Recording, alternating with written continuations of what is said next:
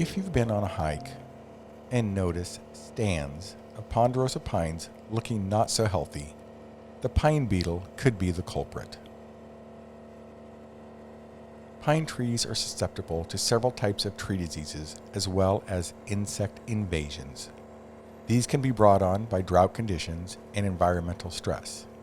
But in recent years, the mountain pine beetle has been one of the most notable. The mountain pine beetle is an insect that will quickly kill a pine tree. This beetle is a species of bark beetles native to forests of western North America. The pine beetle has a hard black exoskeleton and measures 5 millimeters, or about the size of a grain of rice. Mountain pine beetles inhabit ponderosa, white bark, lodgepole, Scots, jack, and bristlecone pines. Normally, these insects would be beneficial in the life of a forest by attacking old or weakened trees to speed the development of a younger forest.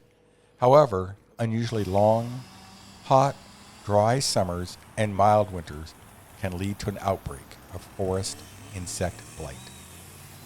The beetles infect pine trees by laying eggs under the bark.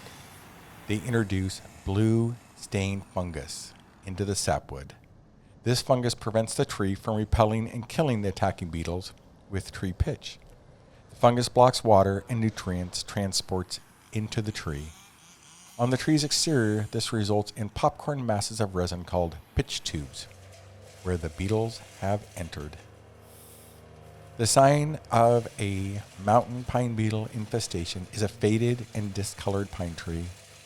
Browning in a pine tree is caused by the inability of the tree to take up enough water to keep pine needles alive.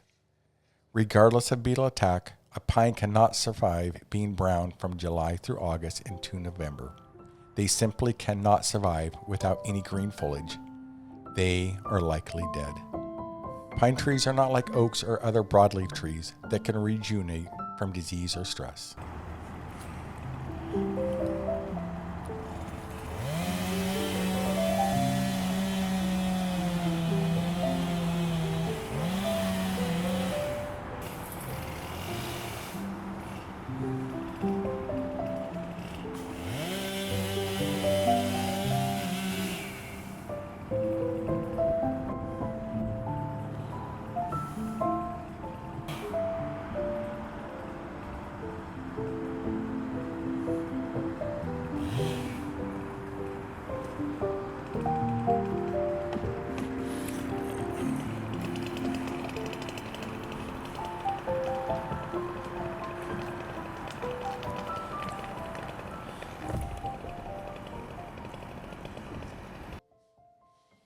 To fight against beetle infestations, the City of Spokane sends out crews of certified arborists.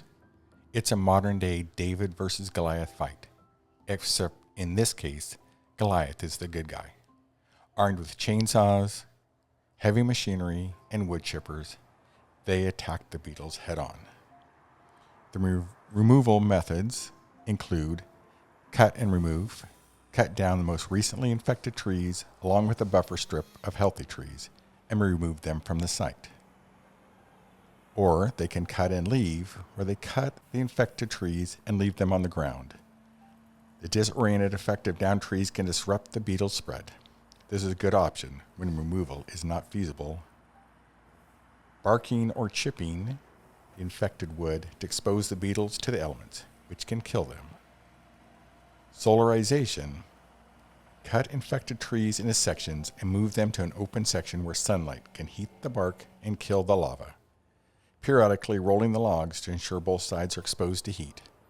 The arborist has all of these in their arsenal. It's a tough fight, but they're up for it.